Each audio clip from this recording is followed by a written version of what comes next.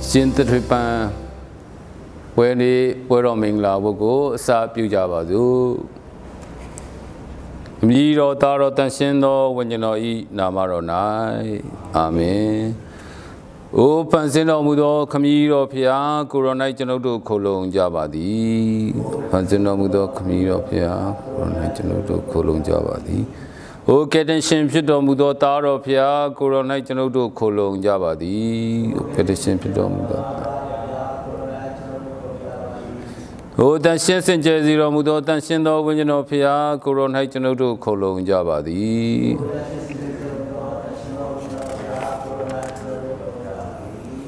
Mỹ rồi ta rồi tân xin đó vấn nhân nói tâu mà xử lý đó phía khi này ngàn nó đi mình là sĩ bà gì đi Amen Xin khi Giêsu Christ chế rồi phía khi miết đạo rồi tân xin đó vấn nhân nói mấy ta hà rồi đi bị ta đôn hết tu sĩ rồi bà gì đó Sự đau cha cô Kỹ nào này biết được nó mua đồ phá phia, nếu tình trình yên trình này cô rồi cô lỡ lỡ xóa với chú cô quay trình cô cho nó rồi à bị tên nào rồi mua ba, cho nó rồi xí đó này à đi tên xin đó này à biết tình này nhỉ, cho nó rồi à yên trình cô bị tên nào rồi mua ba, cho nó rồi cô phân lên gì vậy tên vấn gì rồi mua gì, tên xin xin chơi gì rồi mua ba mi trong, xin khởi đầu mi biểu đăng sáu cha ba đi phá phia. Kinh nhật đồ sẽ ba. Bây giờ thì mình nói một điều mà ngài đi tiếng bây giờ thì thảo ra phía phía ngài mà đã ba cha đó phía của một cô quen này, yêu bùa sinh được của một lâu này, mà cha của một biểu này, thảo ra phía ấy nam mà rồi của mộtทีmẹ mình tàu một biểu này, bông này của tên sinh sự情啊，澳美咯，超越不了老苗của老上亚米，米巴罗của有的咯，路得của một单呢，都打人家của một变化呢，都欧沙của một cô呢。Mù đá tế tế mà khăn nè, tâm mẹ đó xây xí dễ nè. Thả rạp xa, sống đại yang sống trên nhà dễ yang, thông phơi ra mù đó nì là ngộ chân tên nó mù bà.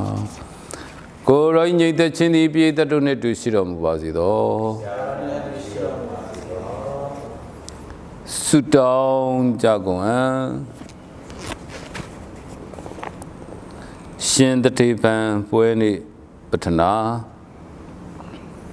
Cô rồi tuệ đúc khá khăn du bóng nô cô thóc bên anh đông à Khám ý rồi ý giá bế đó mà dân đi rồi mù đó xin được khiến Giê-xu miết xóa phía Ý lô cả này tâm á đi á rồi cô tất đi khăn đó cháu Xin yé đúc khá miêu miêu cô đu bí rồi khăn á chá đó khá Cao nghiên đu miêu chí đi nè Bó thôn á đó bóng nô cô dùng chí chính áp xin Phú miên quyền bí rồi mù yuệ Ở đây khăn á rồi tất đi rồi phụ Xin tất đi phán tóng sáu đi bóng nà ní đu Để biết rồi là tân sinh đó vấn nhân nói biết vào liệt nít sẽ từ đó à chỉ khi mà chú biết là bố cha gì à mà sao ta nào rồi mua bia phải nhá để mà hong chân sao rồi miền mà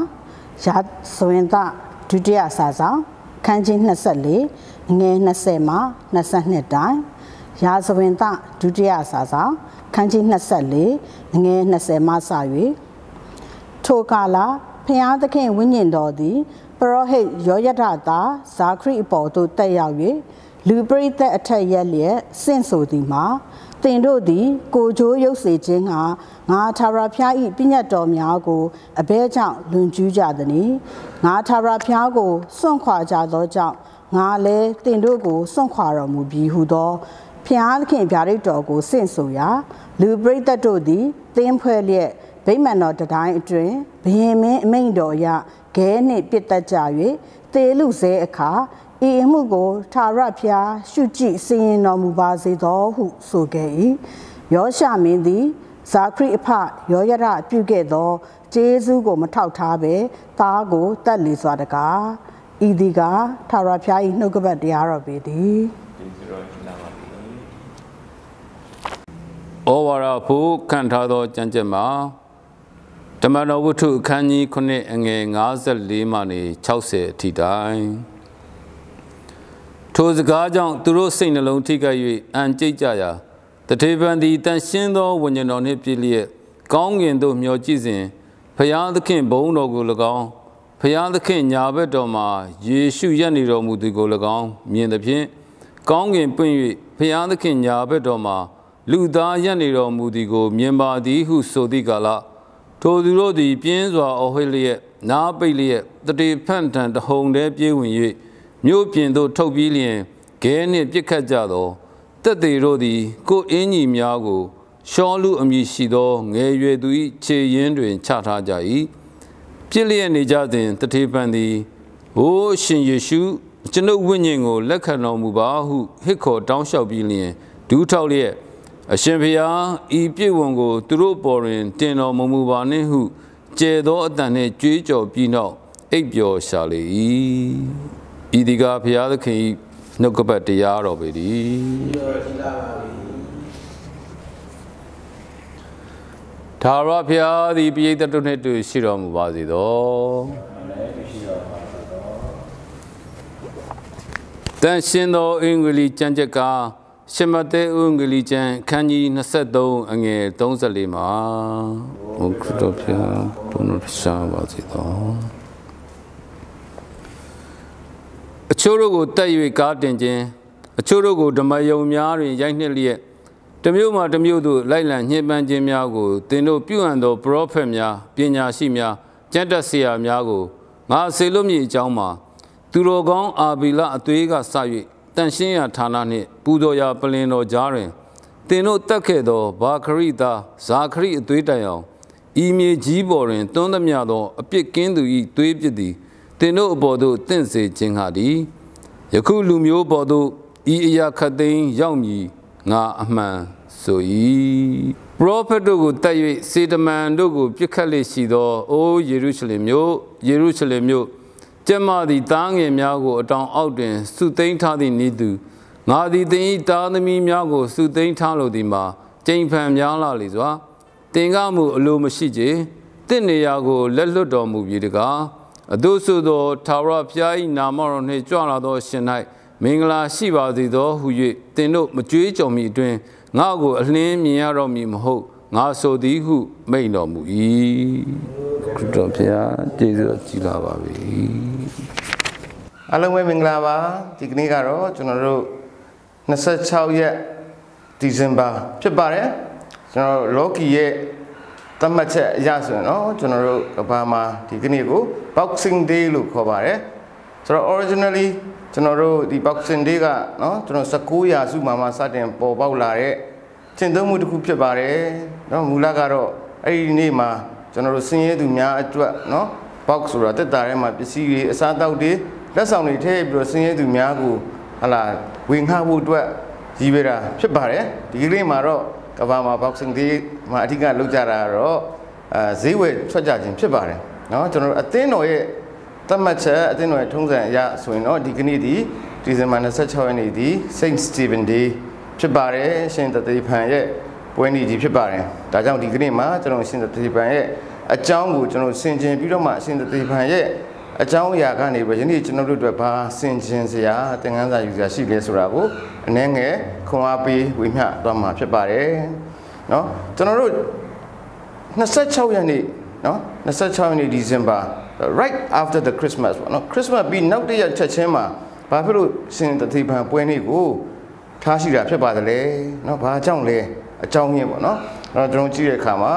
Saint Stephen ကเนาะရှင်တတိပံဒီပထမဦးဆုံးမာတုရလို့ခေါ်တဲ့ Marturia ပေါ့နော် Greek လိုကတော့ Marturia ဖြစ်ပါတယ်အင်္ဂလိပ်လိုကတော့ Martyrs ပေါ့နော်ဗမာလိုကတော့ Martura ဖြစ်သွားတယ်သို့တော်လည်းတကယ်တော့အဓိပ္ပာယ်ပြန်တော့ဗမာလိုကတော့ Martyrs ဆိုတာအာဇာနည်လို့လည်းအနက်ဖွင့်ဆိုနိုင်ပါတယ်နော်ဆိုတော့ Greek လိုကတော့ Marturia ဖြစ်ပါတယ် Marturia ရဲ့အဓိကအဓိပ္ပာယ်ကတော့ witness ဖြစ်ပါတယ်သက်သေခံခြင်းဖြစ်ပါတယ်ဆိုတော့သခင်ယေရှုကို25ရက်နေ့ဒီဇင်ဘာမှာခရစ်တော်မွေးဖွားခြင်းကိုအမှတ်ရအောင်မိပြီးတော့မှကျွန်တော်နှလုံးသားထဲမှာခရစ်တော်ကိုမွေးဖွားပြီးတော့မှခရစ်တော်ကိုလက်ခံပြီးတဲ့အခါမှာနောက်တစ်ဆင့်ကျွန်တော်တို့ဘာလုပ်ရမလဲဆိုလို့ရှိရင်သူ့ရဲ့နောက်တစ်ဆင့်ကတော့ခရစ်တော်ကိုတတ်သိခံမှုပဲဖြစ်ပါတယ်ခရစ်တော်ကိုတတ်သိခံမှုဆိုတဲ့အခါမှာ martyria เนาะ martyrs အာဇာနည်ဆိုတာဘာလဲဆိုတော့မိမိရဲ့ယုံကြည်ချက်ကိုเนาะအသက်သေသည့်တိုင်အောင်เนาะအသက်ချင်းချောင်းမှုခံရသည့်တိုင်အောင်အသက်ဆုံးရှုံးမှုခံရသည့်တိုင်အောင်မစွန့်လွတ်ဘဲနဲ့မိမိယုံကြည်ရာအမှန်တရားအတွက်ယက်တည်သွားခဲ့တဲ့ဟာကိုဒါအာဇာနည်လို့သတ်မှတ်ပါတယ်ဆိုတဲ့အဓိပ္ပာယ်ကသခင်ခရစ်တော်မွေးဖွားခြင်းကိုကျွန်တော်တို့စိတ်နှလုံးသားထဲမှာခံယူပြီးတဲ့နောက်ကျွန်တော်တို့ရဲ့နှလုံးသားထဲမှာခရစ်တော်မွေးဖွားပြီးတဲ့နောက်တစ်ဆင့်ကျွန်တော်တို့လုပ်ဖို့ကခရစ်တော်ရဲ့အကြောင်းကိုကျွန်တော်တို့အသက်သေရင်သေပါစေเนาะကျွန်တော်တို့ယုံကြည်ခြင်းကိုတက်တည်ခံဖို့ဖြစ်တယ်เนาะအာဇာနည်တနည်းအားဖြင့်သာသနာအာဇာနည်များဖြစ်တက်တည်ခံဖို့ဖြစ်တယ်ဆိုတဲ့အကြောင်းကိုဖော်ပြလွယ်အတွက်ကြောင့်ခရစ်စမတ်ပြီးနောက်တရက်ချက်ချင်းမှာနောက်ပထမဆုံးသောမာတုရဖြစ်တဲ့သာသနာအာဇာနည်ဖြစ်တဲ့ရှင်သေပံပွဲနေ့ကိုထားရှိခြင်းဖြစ်တယ်လို့ကျွန်တော်တို့ယူဆလို့ရပါတယ်ဆိုတော့ရှင်သေပံရဲ့အကြောင်းအရာကိုကျွန်တော်တို့တမန်တော်ဝတ္ထုခန်းကြီး6ခုနှစ်မှာကျွန်တော်တို့တွေ့ရှိရမှာဖြစ်ပါတယ်ကျွန်တော်တို့အများစုသိရှိပြီးဖြစ်တဲ့အတိုင်းသေပံဆိုတဲ့ပုဂ္ဂိုလ်ကနော်ဒီ deacons ပေါ့နော်ကျွန်တော်တင်းတော့ပထမဆုံးသောအသင်းတော်ရဲ့တင်းတော့9ပါးတဲ့ကတပါးအပေါ်ဖြစ်ပါတယ်တမန်တော်ဝတ္ထုအခန်းကြီး6နဲ့9မှာဖော်ပြထားချက်အရကြည့်မယ်ဆိုရင်ရှင်သေပံကအင်မတန်မှ full of grace လို့ပြောတယ်အင်မတန်မှတနာကျင်နာမှုနဲ့နော်ကရုဏာနဲ့ပြည့်ဝတဲ့ပုဂ္ဂိုလ်ဖြစ်တယ်နော် and full of power နော်ကျင်နာတနာခြင်းနဲ့ပြည့်ဝတဲ့ဒါမှမကအင်မတန်မှအစွမ်းတခုလည်းရှိတဲ့ပုဂ္ဂိုလ်လို့ကျွန်တော်သိရပါတယ် and he performed many miracles လို့ပြောပါတယ်နော် miracles အများကြီးအံ့ဩဖွယ်နမိတ်လက္ခဏာအများကြီးလှုပ်ဆောင်နိုင်တဲ့ပုဂ္ဂိုလ်လို့ပြောပါတယ်ဆိုတော့တမန်တော်များခင်မှာရှေးဦးအသင်းတော်မှာနော်ကျွန်တော်အားလုံးသိတဲ့အတိုင်းခရစ်ယာန်အများစုက Jewish people များဖြစ်ပါတယ်ယူဒလူမျိုးများဖြစ်ပါတယ်ဆိုတော့ယူဒလူမျိုးထဲမှာနှစ်ပိုင်းခွဲထားပါတယ်ပထမတစ်ပိုင်းက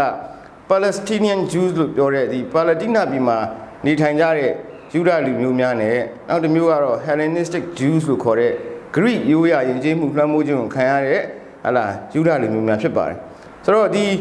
ယူဒလူမျိုးဒီအုပ်စုနှစ်စုကြားထဲမှာသူတို့ tension လေးတွေရှိတယ်တင်းမာမှုလေးတွေရှိတယ်ဆိုတော့အထူးသဖြင့်ဒီ Hellenistic ပေါ့နော်ဒီ Greek ရိုးရာယဉ်ကျေးမှုလွှမ်းမိုးခြင်းခံရတဲ့ဒီယူဒလူမျိုးမုတ်ဆိုးမများဟိုကြည့်ရှုပြုစုတဲ့အခါမှာမမျှတမှုတွေရှိတယ်ဆိုပြီးတော့မှအငြင်းပွားမှုဖြစ်တဲ့အတွက်ကြောင့်တမန်တော်ကြီးများကငါတို့ကတော့တရားဟောနေရတယ်ငါတို့ကတော့ဆုတောင်းနေရတယ်ငါတို့ကတော့အစာဆောင်ပြီးတော့မှဖခင်နဲ့ဟလာ communicate လုပ်နေရတယ်ဆိုတော့ဒီလိုအသင်းတော်ရဲ့လူမှုကိစ္စတွေမှာငါတို့အချိန်ပေးလို့ရှိရင်ငါတို့မှာအချိန်ကြီးလျော့သွားလိမ့်မယ်အဲ့ဒီအတွက်ကြောင့်ဒီကိစ္စများကိုတောင်းယူဖို့ဆိုပြီးတော့မှတင်းတော့9ပါးကိုရွေးချယ်ခန့်အပ်ပါတယ်အဲ့ရွေးချယ်ခန့်တဲ့9ပါးထဲမှာတတိပံကတပါးအပါဝင်ဖြစ်ပါတယ်ဒါကျွန်တော်တို့တတိပံနဲ့ပတ်သက်ပြီးသိတဲ့ပထမဆုံးတစ်ချက်ဖြစ်ပါတယ်ဆိုတော့တတိပံကိုကျွန်တော်တို့သိတဲ့ဒုတိယချက်ကဘာလဲဆိုရင်တတိပံဒီသူ့ရဲ့တရားဟောပြောမှုအပြီးမှာခဲနဲ့ပေါက်တက်ပြီးတော့မှအသေးသက်ချင်းကိုခံရတယ်ဆိုတော့ကျွန်တော်တွေ့ရပါတယ်ဆိုတော့အဲ့ဒီမှာလေထူးခြားချက်ကဘာလဲဆိုတော့သခင်ယေရှုရဲ့အသေးခံခြင်းနဲ့အများကြီးဆင်တူတော့တွေ့ရပါတယ်အဓိကအဖြစ်တတိပံဒီသူ့ကိုချိန်ဆပြီးတော့မှသူ့ကိုခဲနဲ့ပေါက်တက်နေတဲ့သူ့ရဲ့လူသက်သမားတွေကိုသူကသူ့ကိုတက်နေတဲ့လူသက်သမားတွေကိုသူကချိန်ဆခြင်းမပြုဘဲနဲ့သူတို့ကိုခွင့်လွတ်တယ်ဆိုတဲ့အကြောင်း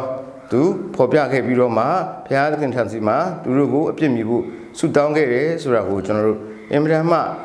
ကြည်ညိုဝေးရာတွေ့ရှိရပါတယ်ဆိုတော့ဘာတွေများဟောလို့နော်ဘာတွေများဟောလို့တတိဖန်ကိုခဲနဲ့ပေါက်တက်ရတာလေကျွန်တော်ကြည့်တဲ့အခါမှာရှင်တတိဖန်ရဲ့တရားဟောချက်ကဒါ speeches လို့ခေါ်ပါတယ်နော်သူရဲ့ speech ဒီကနော်တရားဟောချက်ကြီးအရှိကြီးဖြစ်ပါတယ်တိုးတော့လေတချောင်းနဲ့အချင်းချုပ်ပြီးပြောမယ်ဆိုရင်ဒါဣသရေလလူမျိုးရဲ့တမိုင်းကိုနော်ပြန်လည်ပြီးတော့ဟောပြောထားခြင်းဖြစ်ပါတယ်တနည်းအားဖြင့်ဓမ္မဟောင်းကျမ်းကိုအချင်းချုပ်ပြီးတော့မှတတိဖန်ကဖော်ပြခြင်းဖြစ်ပါတယ်နော်ဆိုတော့အဲ့ဒါရဲ့အနှစ်ချုပ်ကဘာလဲဆိုတော့တတိဖန်ပြောပြတာဣသရေလလူမျိုးများသည်အစဉ်အမြဲဘုရားသခင်ကိုပုံကန်တဲ့အမျိုးဖြစ်တယ်မနာခံတဲ့အမျိုးဖြစ်တယ်ဒါပထမချက်အနှစ်ချုပ်အနေနဲ့ပြောမယ်ဆိုရင်တမိုင်းတစ်လျှောက်ဣသရေလလူမျိုးများဘုရားသခင်ကိုအချင်းချင်းဖန်ဖန်မနာခံမှုဆိုတာကိုသူကထောက်ပြခဲ့တယ်ဒုတိယတစ်ချက်အနေနဲ့ဣသရေလလူမျိုးများဒီဘုရားသခင်စေလွတ်တဲ့ဘုရားသခင်ရဲ့လူတွေကိုလက်မခံမနဲ့ညှင်းဆန်ပြီးတော့မှတပ်ပစ်ခဲ့ကြတယ်ဆိုတာကိုညှင်းဆန်ခဲ့ကြတယ်ဆိုတာကိုတတိဖန်ကထောက်ပြခဲ့တယ်ဆိုအဲ့လိုထောက်ပြတဲ့ထောက်ပြချက်ကိုဟလာပရိသတ်ကမခံနိုင်ဘူးမခံနိုင်တဲ့အဆုံးမှာသူ့ကိုခဲနဲ့ပေါက်ပြီးတတ်တယ်ဆိုတဲ့အခါမှာတတိဖန်ကလည်းရန်ကိုရန်ချင်းမတုံ့နှင်းမဲ့နဲ့နော်ချစ်ချင်းမေတ္တာနဲ့သူတို့ကိုခွင့်လွှတ်တယ်ဆိုတဲ့အကြောင်းသူတို့ကိုအပြစ်မြူဖို့အကြောင်းဆုတောင်းပြီးတော့မှတတိဖန်ရဲ့တည်ဆုံးခြင်းကိုကျွန်တော်တို့တွေ့ရပါတယ်အဲ့ဒီမှာတတိပြုဖို့ကောင်းတဲ့အရာတစ်ခုကတစ်ချိန်မှာနော်မြန်မာနိုင်ငံမှာရှိတဲ့ကျွန်တော်တို့ယုံကြည်သူများအပါအဝင်ကမ္ဘာအရက်ရက်မှာရှိတဲ့လူများယုံကြည်သူများအားလုံးရဲ့ကျေးဇူးရှင်ဖြစ်တဲ့နော်ခရစ်ယာန်ဘာသာမှာသခင်ရှုပင်အကြီးမြတ်ဆုံးအကြီးကျယ်ဆုံးပုဂ္ဂိုလ်လို့ကျွန်တော်ပြောလို့ရတဲ့ရှင်ပေါလုကိုကျွန်တော်ဒီမှာစတွေ့ရပါတယ်ရှင်ပေါလုကအဲ့ဒီနေရာမှာရှိနေတယ်ဆိုတော့တမန်ကျမ်းစာမှာဖော်ပြထားတော့တွေ့ရပါတယ်သူကခဲနဲ့ကိုယ်တိုင်ဝင်ပေါက်တဲ့လူမဟုတ်ပေမဲ့လည်းခဲနဲ့ပေါက်တဲ့လူတွေကိုသူကဟာလာဝိုင်းပြီးတော့မှကူညီပေးတဲ့လူပေါ့နော်သူတို့ရဲ့အဝတ်စားတွေကိုသူကစောင့်ကြည့်ပေးနေတယ်ဆိုတာကိုကျွန်တော်တွေ့ရပါတယ်ဆိုရက်ဒိတ်ဘေကရှင်ပေါလုကအဲ့နေရာမှာရှိနေတယ်တတိဖန်ရဲ့တရားဟောချက်ကိုသူကြားနာရတယ်တတိဖန်ရဲ့response ပေါ့နော်သူကိုခဲနဲ့ပေါက်နေတဲ့လူတွေကိုတတိဖန်ဘယ်လို response လုပ်လဲဆိုတာကိုဟာလာရှင်ပေါလုကတွေ့နေရတယ်မြင်နေရတယ်ဆိုတော့ပညာရှင်တချို့ကနော်ထောက်ပြကြတာကအဲ့ဒီအချိန်မှာတည်းကနော်ရှင်ပေါလုရဲ့နှလုံးသားထဲမှာအဲ့ဒီအချိန်တော့ရှောလုပေါ့နော်ဒီရှောလုပေါလုဖြစ်လာမဲ့နော်ရှောလုရဲ့နောက်ခါမှာရှောလုဖြစ်နောက်ခါမှာပေါလုဖြစ်လာမဲ့ရှောလုရဲ့နှလုံးသားထဲမှာနော်ဒဏ်ရာတစ်ခုခုရသွားအောင်ဒါမှမဟုတ်စဉ်းစားစရာတစ်ခုခုနော် something very moving something very touching ဖြစ်သွားအောင်နော်တတိဖန်ရဲ့အဖြစ်အပျက်ကလှုပ်ဆောင်ခဲ့တယ်ဆိုတာကိုလှုပ်ဆောင်ခဲ့တာဖြစ်နိုင်တယ်ဆိုပြီးတော့မှပညာရှင်တချို့ကမှတ်ချက်ချတယ်ဆိုတာကိုကျွန်တော်တွေ့ရပါတယ်ဆိုတော့ဒီနေ့ကျွန်တော်တို့တတိဖန်ရဲ့အကြောင်းအရာကိုဆင်ခြင်တဲ့အခါမှာစဉ်းစားတဲ့အခါမှာကျွန်တော်တို့အတွက်ဘာသင်ခန်းစာယူနိုင်လဲဆိုတာကိုကျွန်တော်စဉ်းစားရအောင်ဆိုတော့ပထမအချက်အနေနဲ့တတိဖန်က compromise မလုပ်ခဲ့ဘူးဆိုတာကျွန်တော်တွေ့ရတယ်နော် compromise လုပ်တယ်ဆိုတာကမိမိရဲ့ယုံကြည်ချက်မိမိရဲ့ခံယူချက်မိမိရဲ့ယက်တီချက်ကိုဟာလားအခြားတစ်ယောက်ကအခြားတစ်ဖွဲ့ကလာပြီးတော့မှချင်းချောက်တဲ့အခါမှာဒါမှမဟုတ်လို့ရှိရင်ဖိအားပေးတဲ့အခါမှာမိမိရဲ့ခံယူချက်မိမိရဲ့အမှန်တရားမိမိရဲ့ယက်တီချက်ကိုရှော့ပေါ့ပြီးတော့မှမိမိရဲ့အသက်အန္တရာယ်မဖြစ်အောင်မိမိဆုံးရှုံးမှုမဖြစ်ရအောင်ဟာလားလိုက်ရောညီတွေမှုရှိအောင်လုပ်ပလိုက်တယ်ဆိုတဲ့သဘောပေါ့နော်ဆိုတော့ဒီမှာကျွန်တော်တို့တွေ့ရတာကတတိဖန်ကသူ့ရဲ့အမှန်တရားအတွက်သူ compromise မလုပ်ခဲ့ဘူးဆိုတာကျွန်တော်တွေ့ရပါတယ်ဆိုတော့ကျွန်တော်တို့ပညာတက်လာလေးနော်အသက်ကြီးလာလေးကျွန်တော်တို့ဘုဒ္ဓများလာလေးအတွေ့အကြုံများလာလေးကျွန်တော်တို့ဒီပို့ပြီးတော့မှစကားတက်လာလေးအကြောင်းပြချက်တွေများလေးနဲ့ကျွန်တော်တို့အမှန်တရားကိုလှုပ်ဆောင်ဖို့အတွက်နော်ကျွန်တော်တို့အကြောင်းပြချက်အမျိုးမျိုးပေးပြီးတော့မှကျွန်တော်တို့အကယ်၍ဒီအမှန်တရားအတွက်နော်ကျွန်တော်တို့ရဲ့ယက်တီချက်အတွက်ကျွန်တော်ပေးဆက်ရတော့မယ်ဆိုလို့ရှိရင်ကျွန်တော်တို့မပေးဆက်ဘဲနဲ့ဟလာကျွန်တော်တို့ compromise လုပ်တတ်ကြပါတယ်အကြောင်းပြချက်အမျိုးမျိုးနဲ့ကျွန်တော်တို့မိမိရဲ့ယက်တီချက်ကိုဟလာတခါတည်းအခြားသောဖိအားများကြောင့်နော်ဖိအားများကြောင့်ချင်းချောက်မှုများကြောင့်ကျွန်တော်တို့ရဲ့ယက်တီချက်များကိုကျွန်တော်တို့ရဲ့ခံယူချက်များကိုကျွန်တော်တို့ရဲ့အမြင်များကိုကျွန်တော်တို့အလျှော့ပေးတတ်ကြပါတယ်ဥပမာအပြင်မေတ္တာတရားကိုဦးစားပေးမလားအမှန်တရားဦးစားပေးမလားနော်အမှန်တရားအတွက်မေတ္တာတရားကိုစတေးမလားဒါမှမဟုတ်လို့ရှိရင်မေတ္တာတရားအတွက်အမှန်တရားကိုစတေးမလားပေါ့နော်ဆိုတော့ကျွန်တော်တို့ အကြောင်းပြချက်အမျိုးမျိုးနဲ့ယနေ့ကျွန်တော်တို့လူအများကเนาะအသက်ကြီးလာလေးပညာတက်လာလေးအတွေ့အကြုံများလာလေးဟလာပို့ပြီးတော့မှ compromise လုပ်တတ်ကြပါတယ်အကြောင်းမျိုးမျိုးပြီးပြီးတော့မှကျွန်တော်တို့ compromise လုပ်တတ်ကြပါတယ်ဆိုတော့ဒီမှာတော့ကျွန်တော်တို့သတိပြုဖို့ကတတိဖန်ကเนาะ Steven က compromise မလုပ်ခဲ့ဘူးဆိုတာကျွန်တော်တွေ့ရပါတယ်သူက compromise လုပ်ခဲ့လို့ရှိရင်သူဟလာအသက်ရှင်သန်မှုအတွက်အခွင့်ရခဲ့မှာဖြစ်ပါတယ်เนาะတော်လည်းသူဒီမှာ compromise မလုပ်ခဲ့ဘူးဆိုတာကျွန်တော်တွေ့ရပါတယ်ဒါကကျွန်တော်တို့ကိုသတိပေးနေပါတယ်ယနေ့เนาะကျွန်တော်တို့ကဘာကြီးကเนาะလောကကြီးကအမှန်တရားရဲ့တတ်သိကိုเนาะအမှန်တရားရဲ့တတ်သိကိုလိုအပ်ပါတယ်တောင်းတပါတယ်မှန်ပါတယ်တတိဖန်အသက်စတိခဲ့ရပါတယ်အသက်ပေးခဲ့ရပါတယ်သို့တော့သူ့ရဲ့အသေးခံခြင်းက fruitful လို့ခေါ်တဲ့အသီးပွင့်เนาะဖြစ်ထွန်းတဲ့အသေးခံခြင်းဖြစ်ပါတယ် not in vain အချီးနီးမဟုတ်ပါဘူးဘာဖြစ်လဲဆိုတော့ကျွန်တော်တို့ခုနပြောခဲ့တဲ့အတိုင်းပဲတတိဖန်ရဲ့အသေးခံခြင်းမှာ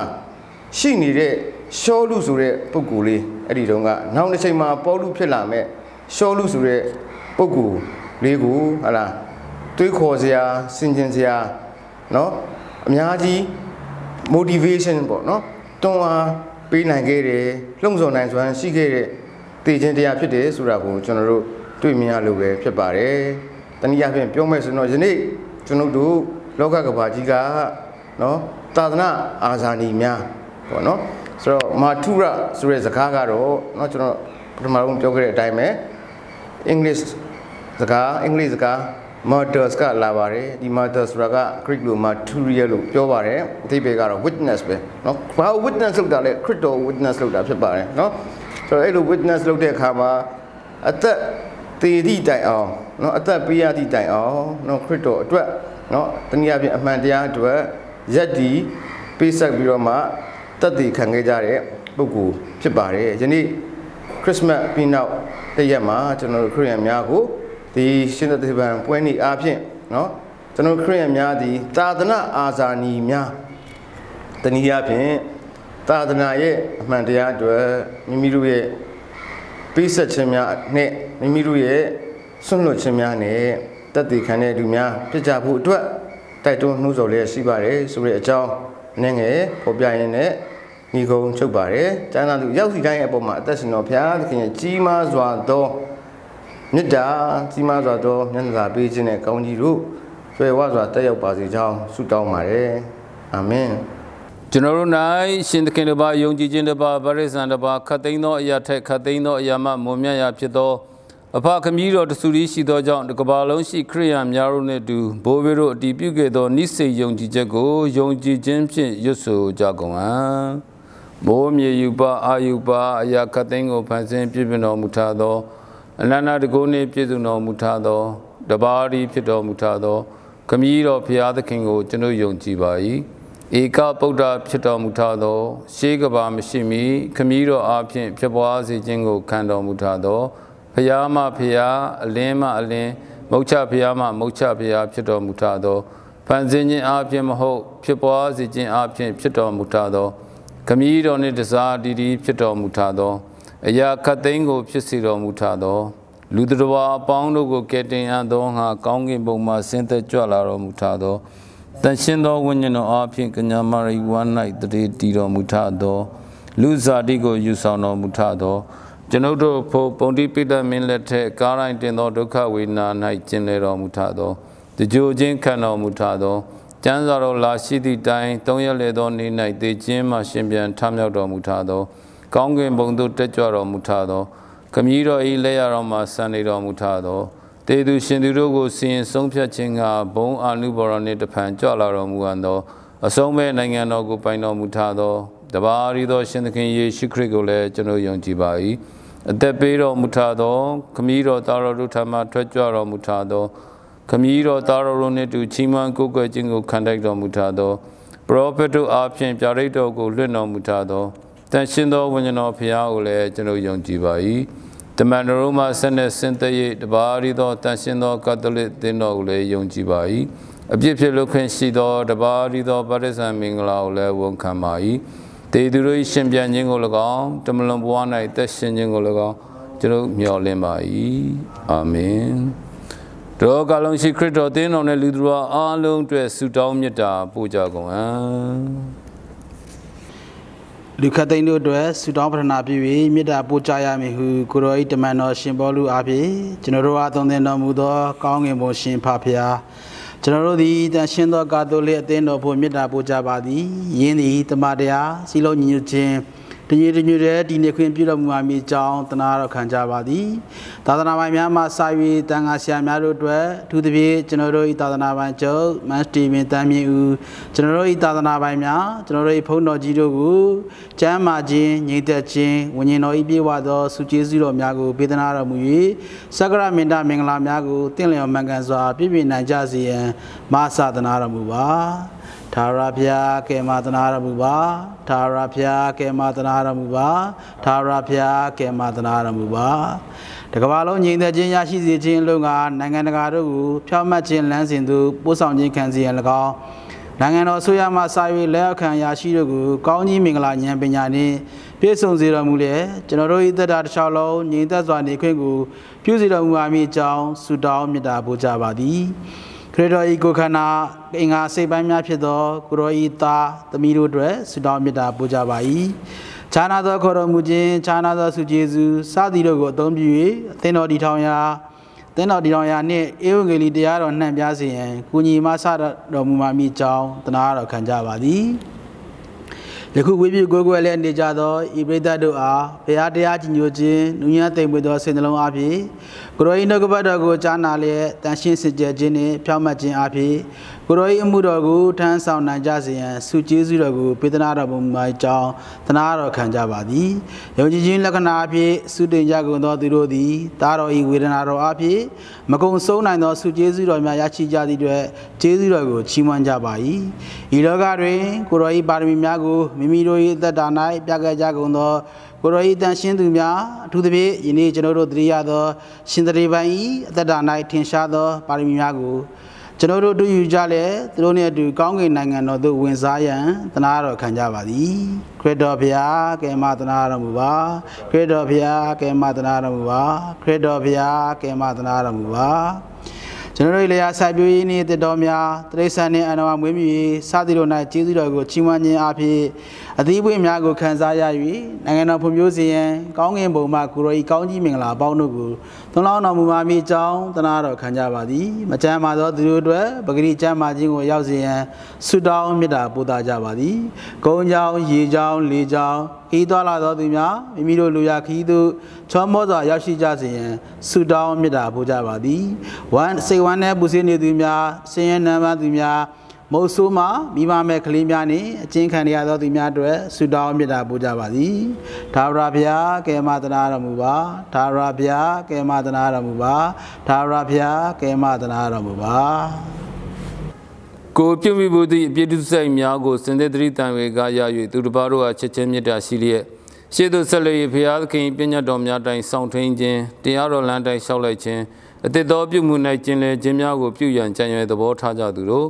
ယုံကြည်သောစိတ်နှင့်ချင်းကပ်၍နှစ်သိမ့်ခွင့်ရဟန်သောငါဤစက္ကရမေတ္တမင်္ဂလာကိုခံယူကြလော့ယိုသေးစွာပြတ်ဖို့လျက်နန္ဒတကုရှင်ဘုရားသခင်ထံတော်၌ကိုယ်ပြည့်တုစိုက်များကိုဝန်ချတောင်းပန်ကြလော့ခတ်သိမ်းသောအရာကိုဖန်ဆင်းတော်မူ၍လူပေါင်းတို့ကိုစီရင်ဆုံးဖြတ်တော်မူဟန်သောရှင်သခင်ယေရှုခရစ်ခမည်းတော်နန္ဒတကုရှင်ဖဖျားကျွန်တော်တို့သည်စိတ်အားဖြင့်၎င်းနှုတ်အားဖြင့်၎င်းကိုယ်အားဖြင့်၎င်းချိန်ဖန်များစွာကိုရောအားပြမမိသောဒုစရိုက်မျိုးမျိုးကိုဝန်ချတောင်းပန်ကြပါ၏အမျက်တော်ကိုခံတိုက်ကြပါပြီအမှန်စစ်စစ်နောင်တရကြပါပြီမကောင်းမှုများကြောင့်စိတ်ပူပန်ကြပါပြီတရိယာတိုင်းပူဆွေးကြပါပြီအပြည့်ဝင်လဲလွင်ရဲ့မခံနိုင်အောင်ရှိကြပါပြီတနာတော်မူပါပြင်းတော်နှင့်ပြည့်စုံတော်မူသောအဖတနာတော်မူပါပြစ်မှားမိသောပြစ်များကိုသားတော်မြတ်ရှင်သခင်ယေရှုခရစ်ကြောင့်ဖြစ်လွတ်တော်မူပါရှေ့သို့ဆက်လက်၍တည်တော်ပြုမှု၌ကျင်လည်လျက်အမှုတော်ကိုဆင်ဆောင်ရွက်၍ရွှေစိတ်တော်နှင့်တွေ့နိုင်ကြစေခြင်းကအရှင်ယေရှုခရစ်မှာကုသိုလ်တော်ထောက်ထား၍မာဇတနာတော်မူပါဗျာအာမင် Since now I grow much sick of the Cadeno, a pipiloto movie who Magino drank Ritaro Mudon and negotiation papia can the same secret John Pieta who came out an hour Mubazido. A pilocole Puro Mubazido, Parmi Mumu to you can come young and let Puro Mubazido, Tara Tetule, Wenzagwe, Puro Mubazido. Amen. A shin secret knitting with all Piarito Naganjalo. Pemandu Waledu Pound, Natan Lajalo, Nadi Chanda de Mi. Payadakini Tarago, Yongji Durama Pia Sive Tarate Yade Jinga, Eka Buddha Tarago, Apedi Town, Iloka Darua, Mita Tetomui, Shembolu in Nitemwayazaka, Ule Natong Janglo, Crito Yeshudi, Pietaru, Ketin Jinga, Iloka do Chala Mudi, Shen Yohai Nitemwayazaka, Ule Natong Janglo. Medium so pian mammy, Aropian Yamaka, the law calling Pipia, Pijam Piti, Piamato Mudo, Yeshukredi, Camilo Barry, Aro Muzon Pit, Tiro Mui. Tara Piat Kendan Buddha the Kamyago, Choyon Yodu Pit, Seka, Ludan, Jagoan. O Tara Pia Muyaro, who the Miadi, Jeduro, Chimwani, Gino, the Rodi, Ova Salie, Sijabai.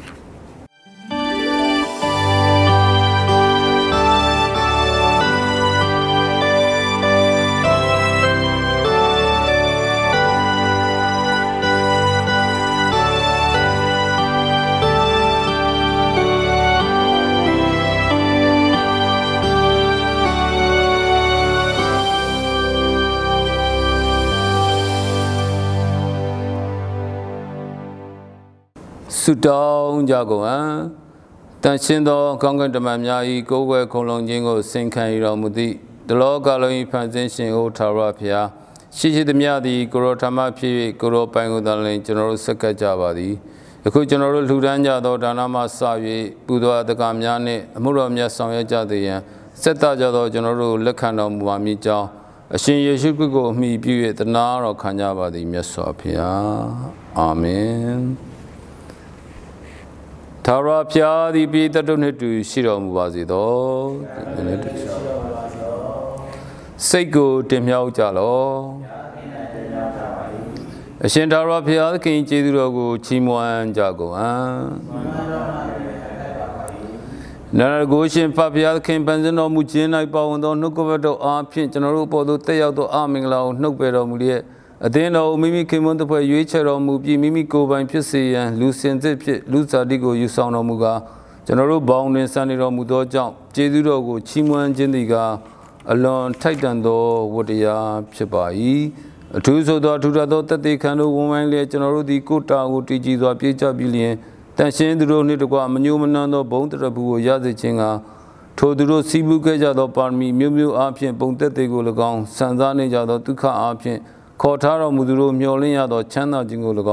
General Popia Mudo, Jeduro, Chimanway, Temai, Topi is Rabin Kerubendone, Dugua, General Jayan Jim Miolin, Tane Yusu Jadima,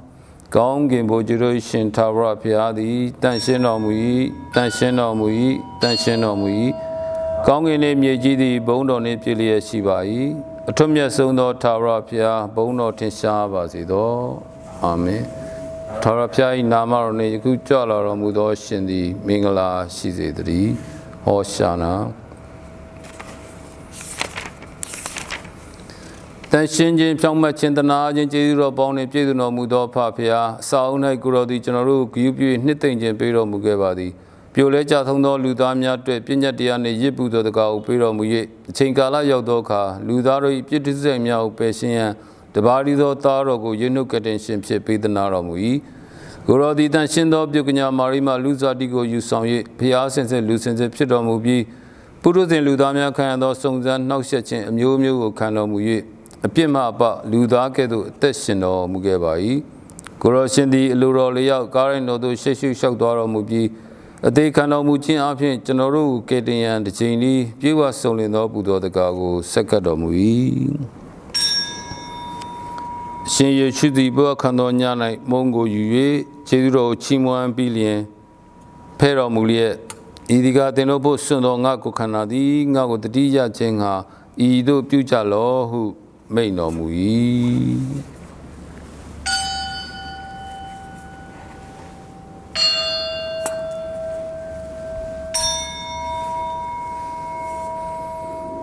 Tony do Hara Domino Plaro, you Plaga, Artificial for the opinion of the tea. Teno Taudang out the Ria Jenga, Ido Puja Law, who may no mui. Amen.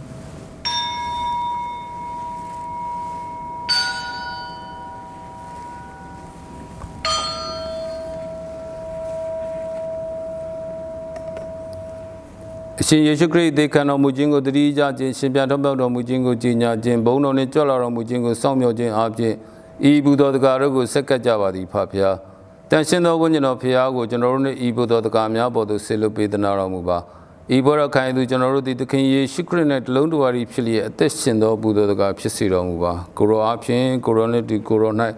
Then send over when you know it, the Lunduari Pisiro Muba. Bono Gononik about success, Susan Mudo, Camilo Pia. Nature's options to down Jadu, General D, Kupiama Chingo Ako, Zubera do Chinkaya Mueme, General Nanagoda, Akoli, Chinka Wanyava, the Mesopia. Zubera on each other, Snow Spogomia, General D, Go Tidim Hoba. Do are in Kurodi, Gunnar on a Mudo Pia Pidam. Toja Dara Ikukana Miadi, do say General Kukana Miao, and Shinzilia.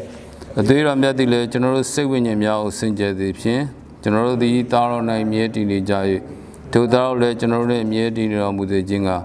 Kuraicha Daro, the King Shukri, Daro, Duro Miago, Sada Queen Piro Muba, Jesus Shem Yaswapia. Amen.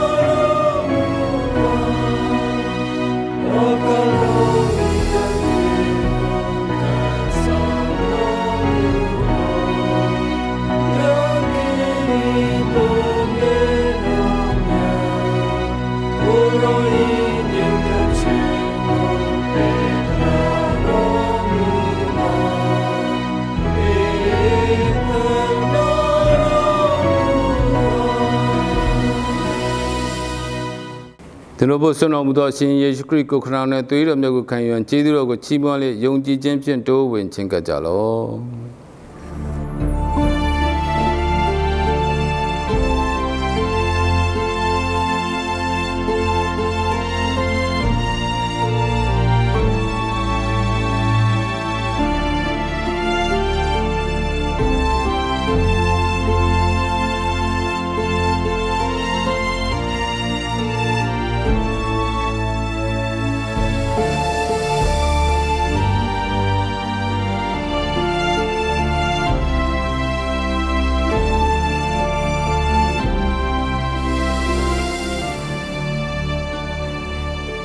Tarapia, the Peter to Sirum was it all. Critical Koran to the Dopatanaro, you, Jiro, Chimani, Archie, Yayans, or Yusu Sudan Yago. Gong in Bone High, Shiro Mudo, Generopa, you the Jane, Langan, the town Jane, Lura Pieto Jimia, the Gong in Bone Nagado, Mijibo, my solemn Mazido. The middle of the Sao, Yane Peter Nara Muba. General Apia, the Roporing, Koran Piluja together. General Ipia with Piluto Muba. A Piete Sado Malama Padi, so Malay Canudo Muba. Nangano Bonugo, Alibora the Ikba, Success Shiro Mudo Papia. Amen. Suta Jagoan, Nanagushi Nisa Tarapia, Shin Yeshukri, Daro, Tiro Pito, Winnie Sarapian, Jumiro Mudoja, Maha Jedirogo, Chimo and Jabai. General the Mitaginaro, Kayaja, Yonjisika do Bono, Tempo to Daro Miyako Kanana, Inga Pichaja. At the same Ramujin Kudro, Tara Nangano, and we can Picha Jamia, Tia Jado Jole, Chima Tomana Bijabai, ထိုတန်ရှင်းသောအသင်းဖွဲ့၌မြဲဆွဲလျက်တရားတော်လမ်းကိုလျှောက်လို့၍ကောင်းမှုအမျိုးမျိုးကိုပြုနိုင်ကြစေရန်မဆသနာတော်မူပါမည်ကြောင်းအရှင်ယေရှုခရစ်ကိုမှီပြီးတောင်းလျှောက်ကြပါသည်ဖဗျာအာမင်ထောမနာကျေကောင်းကင်ဘဝပဲဖျားသခင်သည်ဘုန်းတော်ထင်ရှားပါသည်သောမြေကြီးပေါ်၌လည်းငြိမ်သက်ခြင်းရှိပါသည်သောလူတော်ဘာပေါင်းတို့အားမေတ္တာကရုဏာရှိပါသည်သောအနန္တတကုဏီပြည့်စုံတော်မူသောကောင်းကင်ဘုံရှင်ခမည်းတော်ထာဝရဖျားဘုန်းတော်ကုံတော်ကိုထောက်မြောက်၍ကျွန်တော်တို့သည်ကိုရောကိုချီးမွမ်းကြပါ၏ကိုရောကိုထောမနာပြုကြပါ၏ကိုရောကိုကိုးကွယ်ကြပါ၏ဘုန်းတော်ကိုချီးမြှောက်ကြပါ၏ကျေးဇူးတော်ကိုချီးမွမ်းကြပါ၏တပါးရီသောသားတော်ရှင်သခင်ယေရှုခရစ်ထာဝရဖျားခမည်းတော်ဤသားတော်တလောကလုံးဤပြစ်ကိုခံဆောင်တော်မူသောဖျားသခင်ဤသုံးငယ်တော်မြတ်ကျွန်တော်တို့ကိုတနာတော်မူပါတလောကလုံးဤပြစ်ကိုခံဆောင်တော်မူသောရှင်တနာတော်မူပါတလောကလုံးဤပြစ်ကိုခံဆောင်တော်မူသောရှင်ကျွန်တော်တို့ဤပထနာကိုနားညောင်းတော်မူပါခမည်းတော်ဖျားသခင်ဤလက်ရတော်၌ဆန်နေတော်မူသောရှင်တနာတော်မူပါကိုရောတပါးရီသောတန်ရှင်းတော်မူပါ၏ကိုရောတပါးရီသောရှင်သခင်ဖြစ်တော်မူပါ၏ကိုရောတပါးရီသောတန်ရှင်းသောဝိညာဉ်တော်နှင့်တကွခမည်းတော်ဖျားသခင်ဘုန်းတော်၌ထွတ်မြတ်ဆုံးဖြစ်တော်မူပါ၏အရှင်ခရစ်တော်ဖျားအာမင်ဆုတောင်းကြကုန်အံ့အနန္တတကုရှင်ထာဝရဘုရားတမန်တော်နှင့်ဧဝံဂေလိဆရာများအားဖြင့်လောကသားတို့ဟာတမန်တရားကိုတွင်တင်ပေးလျက်အလင်းကိုရသည့်တိုင်ထိုမိတ္တရာဖွဲ့ခြင်းကျေးဇူးတော်တွင်၌ရှင်လန်းမမြောက်လဲသူတို့ကဲ့သို့ရဲရင်သောစိတ်ဖြင့်ကိုရောအားတည်သောသဘောကိုကြီးညာနိုင်ဖို့မဆရာတော်မူပါမည်ကြောင်းကယ်တင်ရှင်သားတော်ယေရှုခရစ်ကိုမြည်ပြီးတောင်းလျှောက်ကြပါသည်ဖဗျာလူတို့ကြံစည်မိနိုင်သောဘုရားသခင်ညိတ်သက်ခြင်းကျေးဇူးတော်သည်ပြည့်တဲ့တို့၏စိတ်နှလုံးကိုဘုရားသခင်နှင့်သားတော်ရှင်သခင်ယေရှုခရစ်အားတည်ကျွမ်းခြင်းနှင့်ချစ်ကြည်မြတ်နိုးခြင်းအလို့ငါကွဲကားစောင့်ရှောက်တော်မူပါစေသောအနန္တတကုရှင်ထာဝရဘုရားဖြစ်တော်မူသောခမည်းတော်သားတော်တန်ရှင်းသောဝိညာဉ်တော်၏ကောင်းကြီးမင်္ဂလာတော်သည်ပြည့်တဲ့တို့ပေါ်သို့တက်ရောက်၍အစဉ်အမြဲတည်ရှိစေတည်းအာမင်ထာဝရဘုရားသည်ပြည့်တဲ့တို့နှင့်တူရှိတော်မူပါစေသောထာဝရဘုရားသခင်ကိုချစ်ခင်မြတ်နိုးရန်နှင့်အစေခံရန်အလို့ငါငြိမ်သက်ခြင်းဖြင့်ထွက်ခွာသွားကြလော့ရှင်ခရစ်တော်၏နာမတော်၌အာမင်